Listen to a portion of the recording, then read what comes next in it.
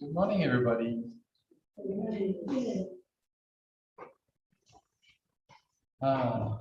Back into our meditation hall. Wow. Hello, friends from over the rainbow. Welcome if you're joining us live or later on in your day. And well,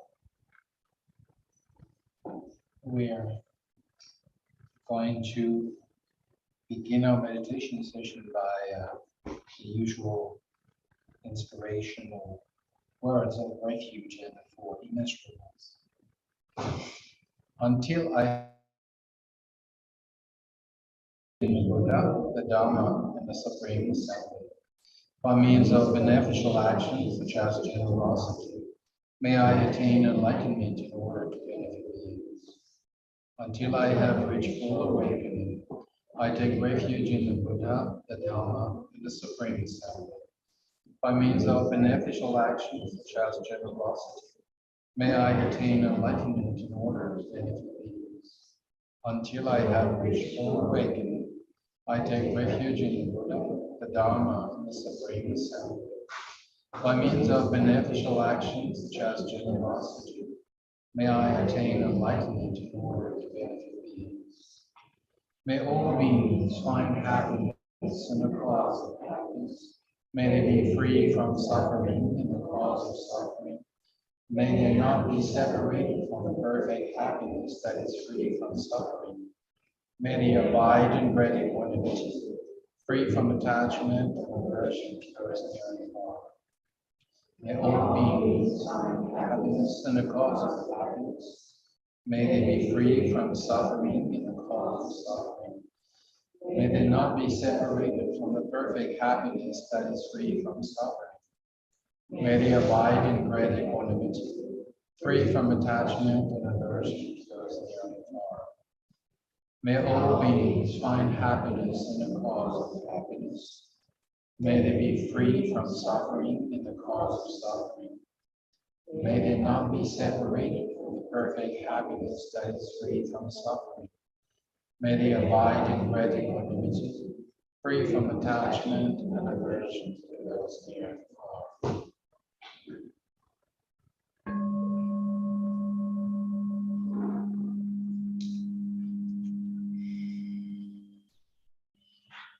First, let's take a moment to make sure we're here.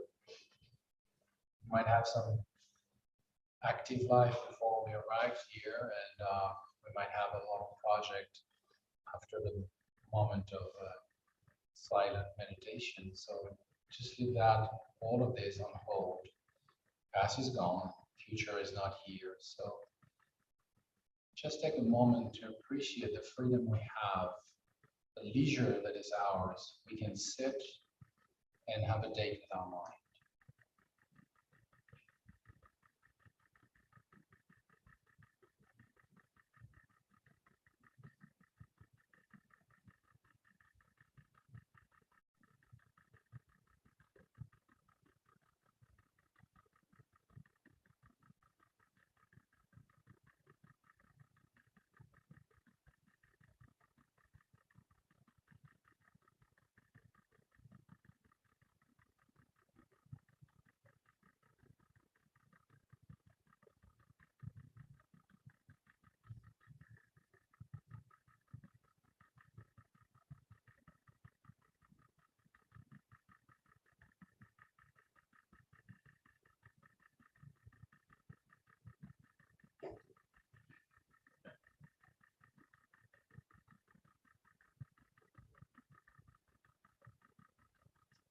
Now that we are here, we can, as we say in worldly slang, case the joint. And well, we begin with our body. You know, the way we sit has a direct impact on the state of our mind. So it's important to make sure we're sitting properly. First, we notice the contact with the ground, with the earth, and we can have a sense of gratitude for the stability we receive and we're offered but we feel we have a reliable base on which we can sit. Our hands can be resting palm down on our thigh or in a meditation gesture, right hand in, left, both resting in the lap. From there, we see our shoulders slightly outstretched, and that helps our back to be straight.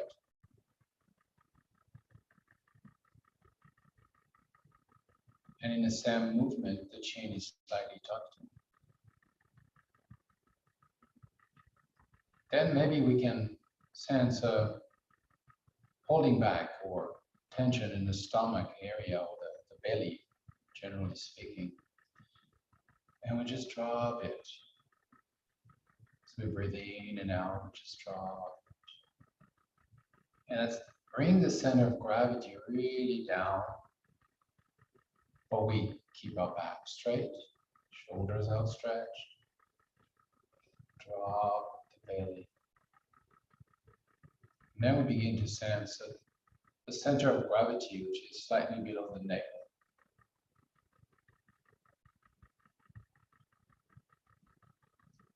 Then you begin to sense how the timber frame, so to say, of your body is well seated.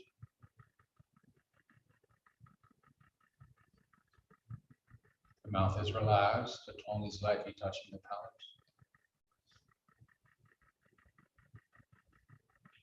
The gaze is directed straight ahead, slightly downward, eyes half closed, in a soft and open vision of what is in front of us. Open means we embrace, soft means we don't grasp.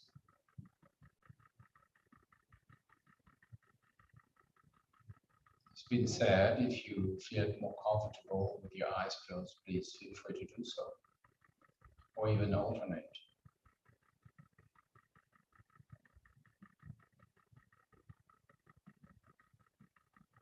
That was for the body. Now the breath. The breath comes and goes. It's a very natural movement. It supports our life. And it flows in and out, and we don't need to alter it or do anything tricky with it. We're just going to use this natural movement when we need it. Beside holding and supporting the life, it's also offering us an excellent reference point towards which we can come back when we notice we're drifting, either we're drowsy or we're distracted.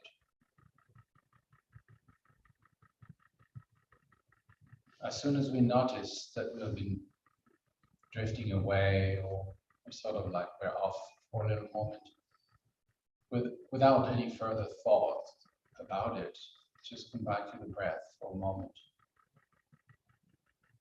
Follow the movement of the breath as it comes in and out. If counting the rounds of breath helps, please feel free to do so. Otherwise, just rest on the breath as it comes and goes.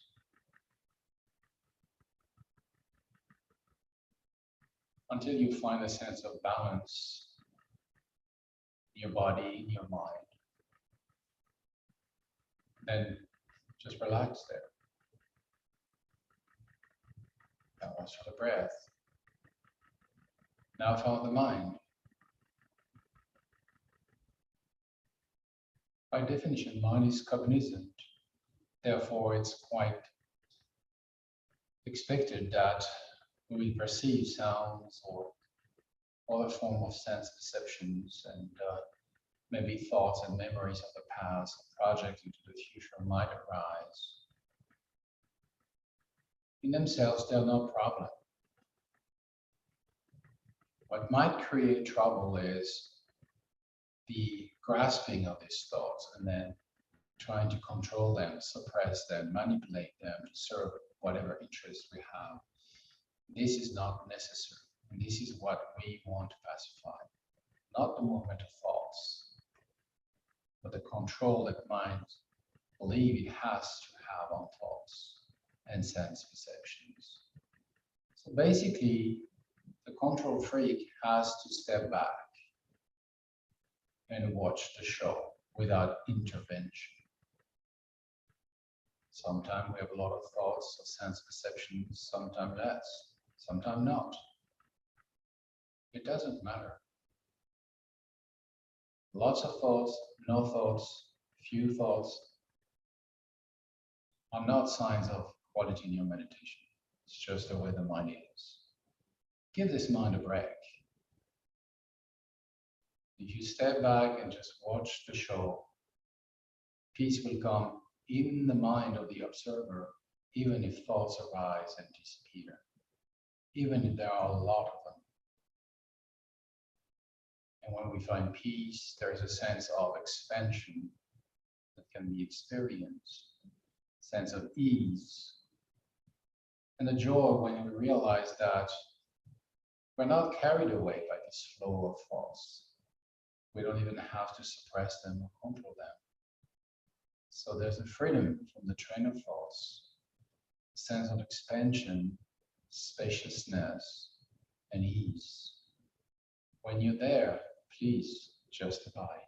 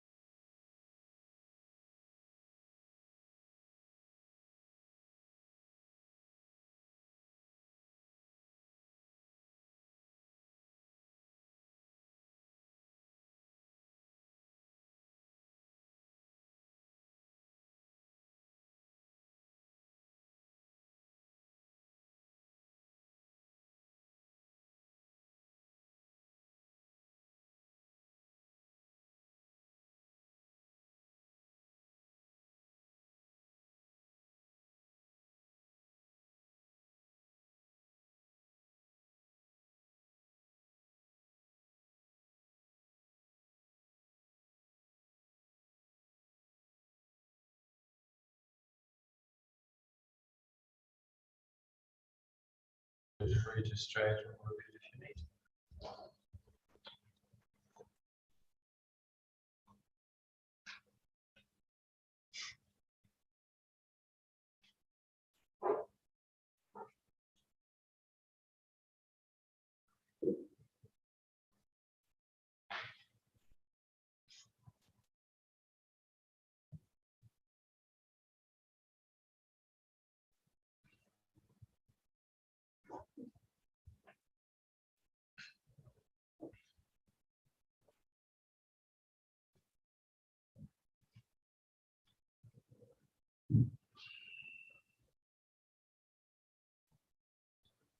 Teacher once told his student, "You will not reach enlightenment, you're too rational."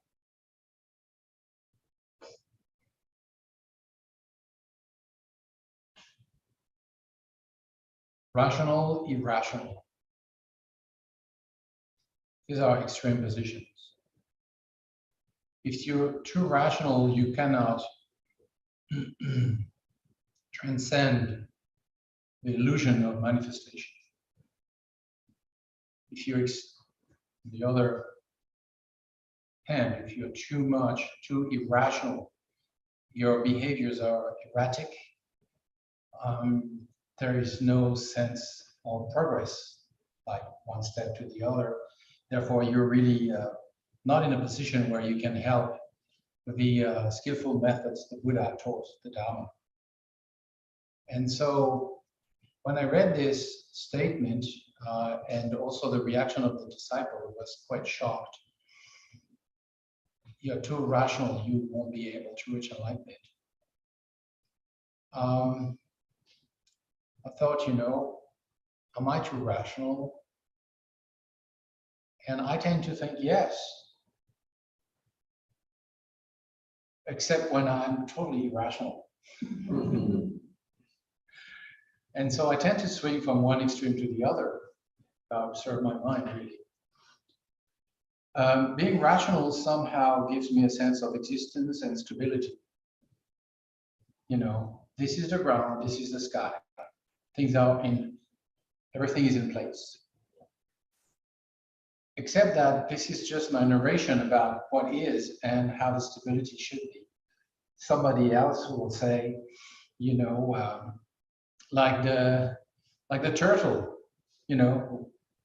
strip on its back and look up at the sky and say, "Oh, I'm flying."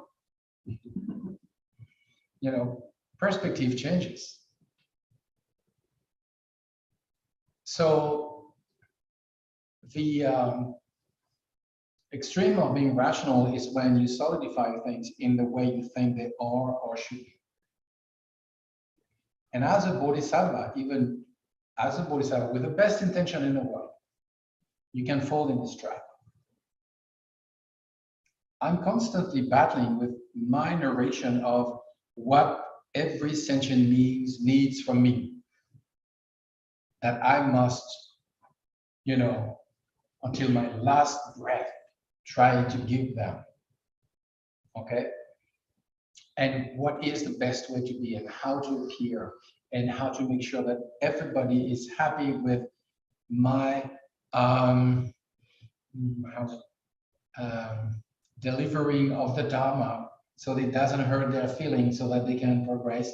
Otherwise, I would fail. BS. All of this is my narration. But it's so hard for me to find another way than my narration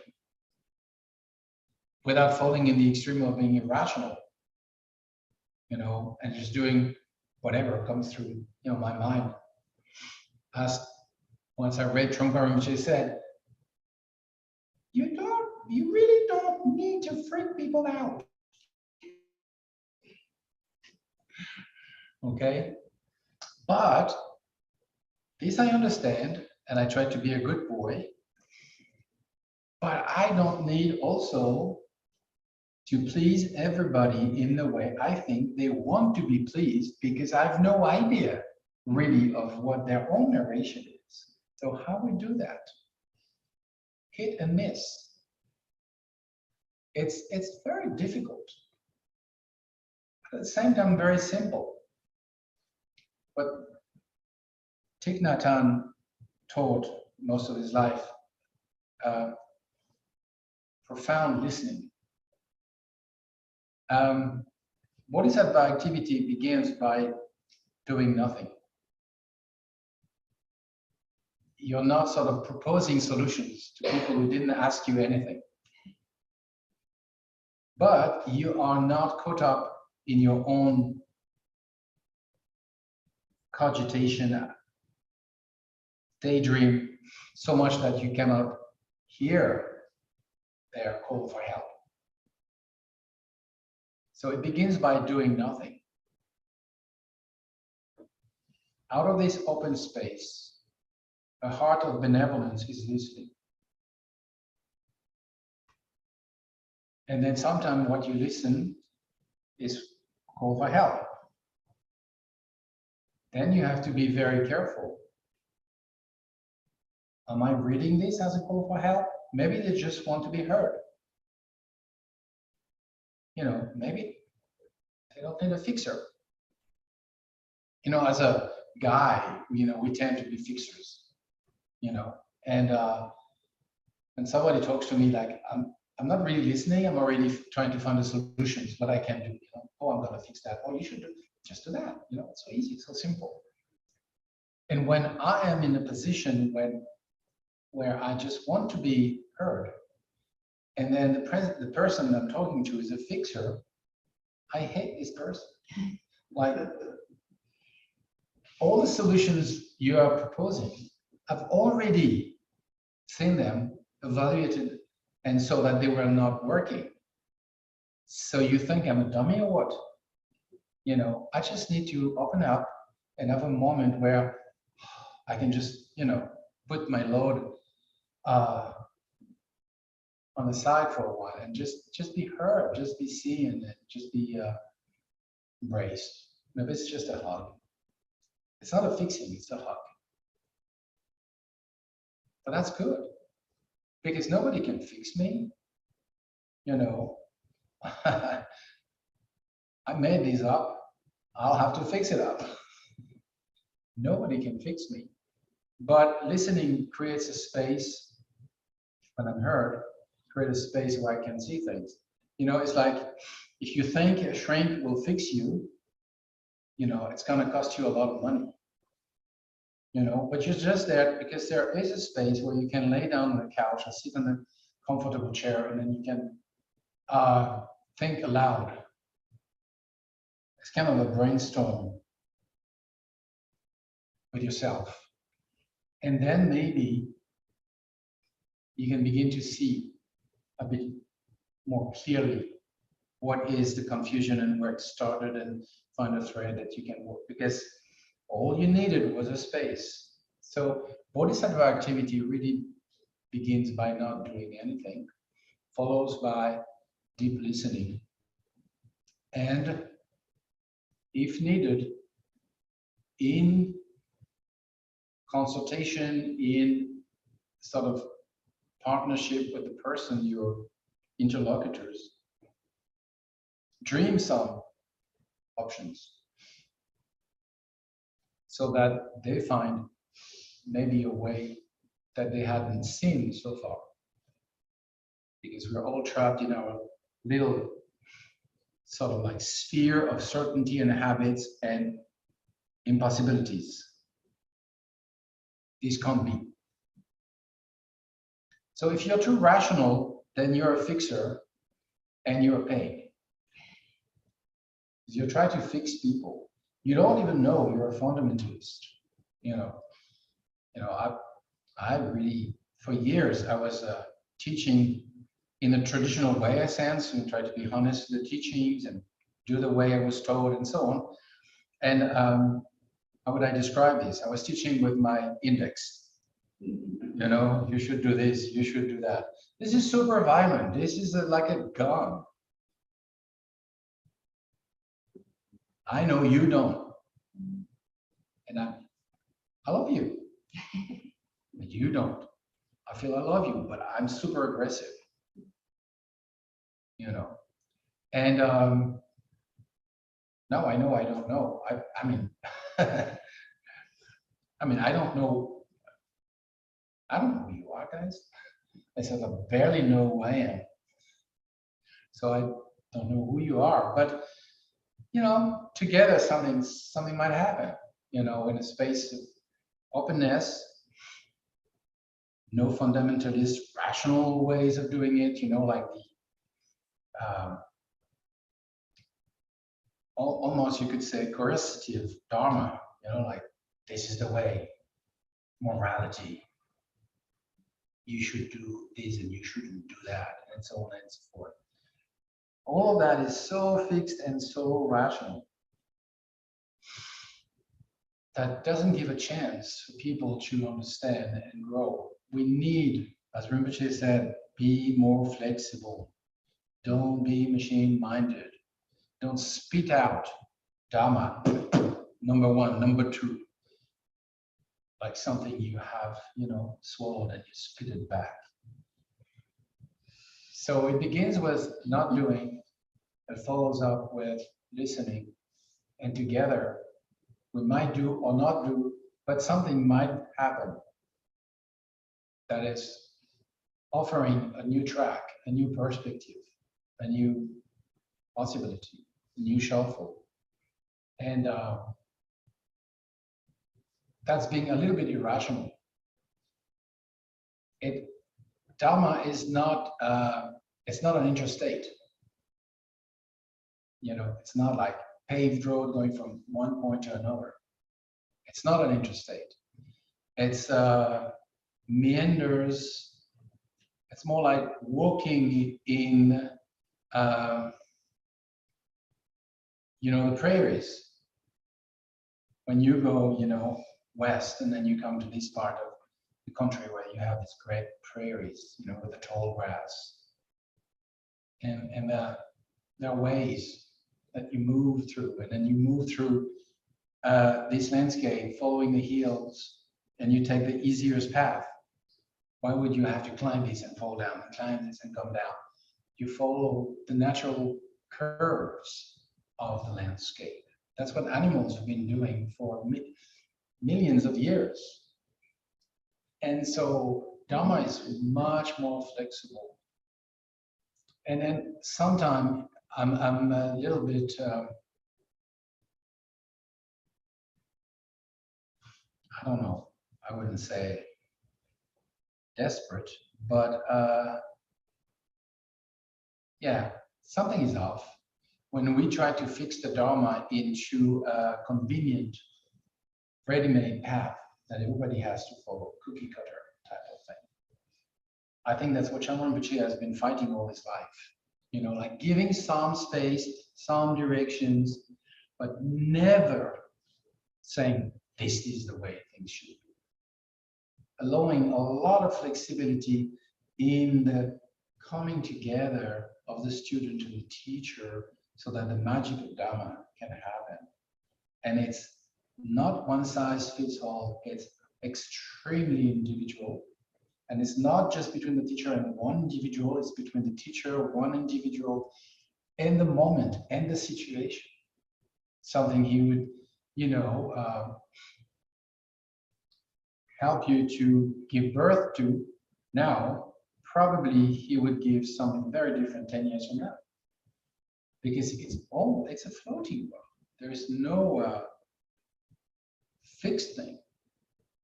So if Dharma becomes rational, it is just like the rest of the world.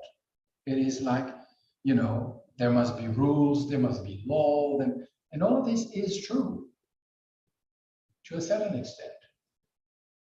But when it becomes ridiculous, you have to somehow move beyond that. You have to be a little bit irrational. Irrational regarding the rationality you impose, that doesn't make any sense. So if you're irrational, you're just following all of your mental fictions, your klesha, and you just go not going anywhere, you're just tripping.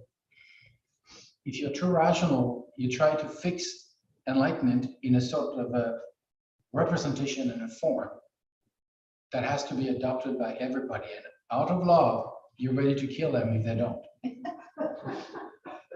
This has happened. This has happened. You know, so I'm so grateful for Shamar Rinpoche for these two words. Don't be machine-minded. Be more flexible. Be more flexible. Don't be irrational. Don't be over-rational. There is a way for you to find and invent. And so how do we do this, for example, with regard to our meditation? Like we're sitting and we try to open the space. If we're rational, we're counting the breath. 21, next challenge. 100, next challenge. 1,000. Oh my God, I could do the 1,000. And as Rinpoche would say, so what? Really? If you're too irrational, it's just like, yeah, you know, if I see it or I don't, it's all the same, you know. I've heard that also. When the thought comes, a good meditation means a flat brain, no thoughts. This is super rational. I must suppress the thoughts. Or I must create counter thoughts, positive thoughts of enlightenment, and the Buddhas and everything. Same. Same. When you meditate, don't think about all these things. Let your mind do whatever it pleases. Step back and look at it. When you step back and you look at it, there's peace in your mind. You're not trying to control, suppress, or promote anything. There's peace of your mind in your mind. There's spaciousness, just because you're relaxed. You're attentive. No panic anymore. Like, oh, I'll be caught by my afflictions. I will be caught by my thought. I will have a bad meditation. Bad meditation is just a rational mind's obsession or fear. Good meditation also. Things happen. That's what happens. That's it. Or not. Sometimes they don't. So when you can do that, then you begin to see that the thoughts, they have no substance. They're like a dream experience. They're really vivid and clear, and you know, like they look fascinating so much so that you want to be part of it. You know, like in the bardo, in the intermediary state, when you see your parents having sex, it's like, wow, it looks cool. I want to be part of it. And that's how you get birth again. Okay. So step back and look. It's like, yeah, this is just like a dream. And there's no hope, no fear about it. That's just what it is. And then as you keep watching, then you realize that that which knows is just mind, is consciousness. It doesn't have any substance either. It's actually pretty much the same in terms of essence. So the dichotomy between the thinker and the thought sort of like vanishes. The rationality of reality stops. Just abide. And an old dualistic fixation habit sort of like wears off again, again, again, again. And as Rinpoche said, then at some point, quite surprisingly, you find yourself falling into enlightenment. I really like this expression, you know, like reaching enlightenment, so rational. You find yourself falling into enlightenment.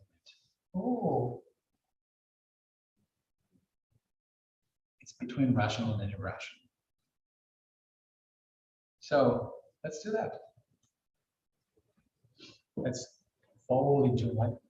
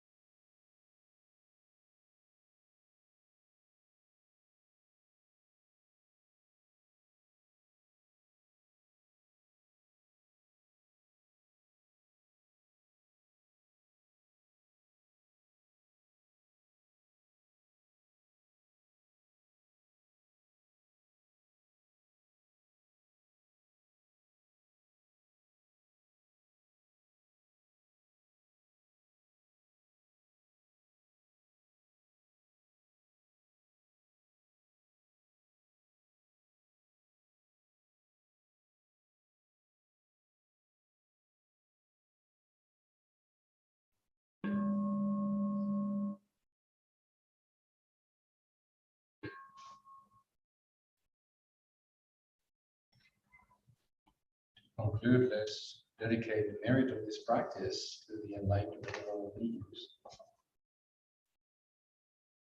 Through this merit, may I attain true omniscience. Then, having overcome all harmful destructive forces, may I liberate sentient beings from the ocean of existence in its turbulent waves of birth, old age, sickness, and death. May the most precious mind of awakening that has not yet dawned and now rise, once arisen, may it never decline. May it continue to increase evermore. Thank you all very much. Thank you, friends from all over the rainbow. Enjoy the rest of the day, and see you hopefully next time, Sunday, same channel, same time. Be well. Bye.